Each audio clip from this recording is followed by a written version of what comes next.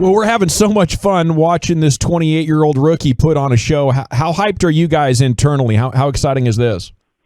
It's been fun, man. It really has been. Seems like, he's been really good on both sides of the ball, but, maybe more important, or equally as importantly, just the energy this guy brings and the way he's playing the game with such like a kind of free, fearless type mentality. Seems to thrive in big spots, and you see the way that it kind of fits in with the way Kiner and some of the other guys play the games. It's been fun. I think our fans have really enjoyed it. Now, looking at the transaction history with him, there was never any doubt, right? Exactly. Can we go revisionist history? Can we erase that part from the media guide? Yeah. You guys did give cash considerations to get him, so technically, you acquired him. We're giving you credit for him.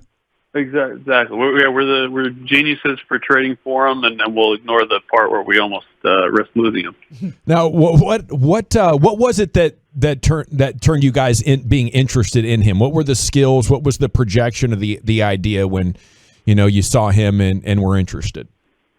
I mean, it wasn't there wasn't that much that you wouldn't see with the naked eye. I mean, he's obviously a tooled out guy, and he produced in the minor leagues. I think the question on him was just from a plate discipline standpoint, where teams going to be able to pitch to him from having holes in his approach, because he's an aggressive swinger.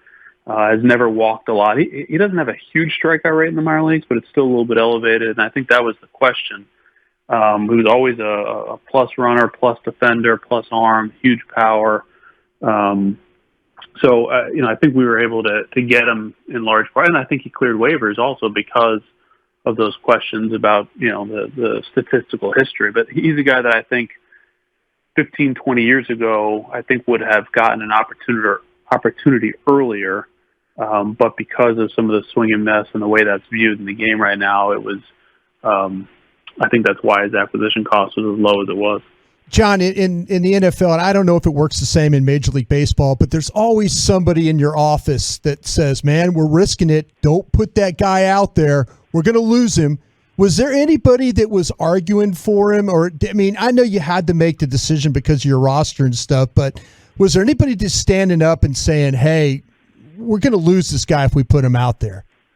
Yeah, we had a few guys in the office. I know Ross and Spencer Maker and Josh Boyd were probably among the more apprehensive to put him out there. And a couple guys in the coaching staff, especially the hitting coaches, that felt like he's the one guy that we've had that has shown potential and really hasn't had an extended run in the big leagues. I remember they kept saying that, and when we at the beginning of the off season, one of the exercises we go through is just kind of ranking out really like the bottom 5 to 10 guys on our 40-man roster, because you're going to need spots for a variety of transactions over the course of the winter. And he was always in that group but he wasn't at the very bottom. And when we got down to needing a spot, we had those guys I just mentioned that were kind of very hesitant to it. But it was more of a calculated gamble at that point because we hadn't had much interest in him. We checked with other clubs,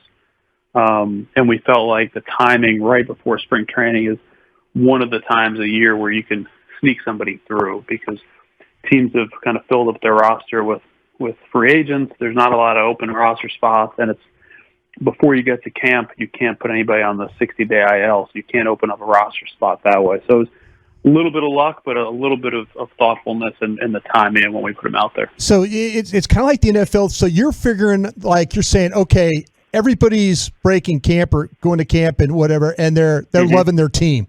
They love their team. They don't want to make a move because everybody's loving their team coming out, right? Is that kind of how that worked with you guys? You just absolutely. Yeah. I think there's two. I think the two times of year where you can get guys through. One is right when we did it with Adolis, when you get somebody where you're going to camp.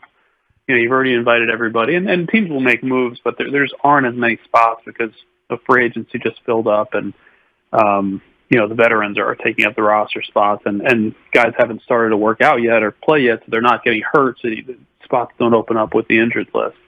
And then the other time is right after opening day. Right after opening day, teams, it's kind of what you just said. Teams have set their team.